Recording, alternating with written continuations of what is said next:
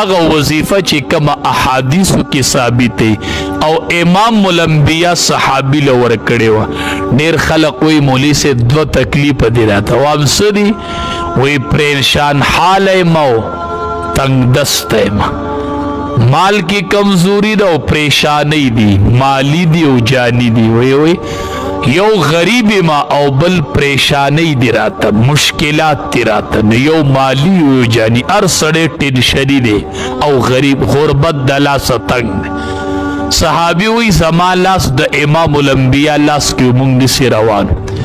یو کسی اولی دا ناغا دیر خپاو علیہ السلام ورته ویولې وی ډیر تنگ دسته مو پریشان حاله د مال د طرف مم لاس تنگ دی او نور راتم پریشانی دین د مالی تنگی دا جسمانی او پریشانی دا. نبی علیہ السلام ورته وی زه د وظیفه درکو ودا وایا توکلت علی الحی الذی لا يموت الحمد لله الذي لم يتخذ ولدا ولم يكن له شريك في الملك ولم يكن له ولي من الذل وكبره تكبيرا. ودا وظیفه کوا اشورو کړه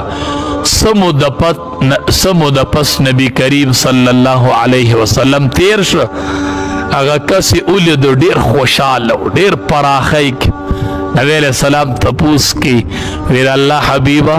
تا چې راته کوم وظیفه را کړې واغه می شروع کړل الله می ټولی پریشانه حل کړ. نو دا وظیفه نبی علیہ السلام صحابی لور کړې واخا توکلت علی الحی الذی لا یموت دقه بوایه او بیا دا الحمد لله الذی لم يتخذ ولدا ولم يكن له شریک فی الملک ولم يكن له ولی من الذل وکبره تکبیرا. دا د سورہ بنی اسرائیل اخیره آیات ته پلسم سپاره کی چې سورہ بنی اسرائیل ختمیږي نو دا اقا اخیره آیات ته ها نو صرف دا لومبه بوای توکلت علی الحی الذی لا یموت او بیا قرآن چرواله پلسم پارا رواړوي سورہ بنی اسرائیل رواړوي اخیره آیات دق لیکله خو هغه دي سری قول الحمد لله الذي دا قل باور سره نه وای الحمد لله الذي لم يتخذ. نو صحابی دا شروع کړله الله ټول پریشانی مالی او جانی ختم کړله نو دا ځان لوای چې الله ټول پریشانی مالی او جانی ختم کی او سار چه پاسی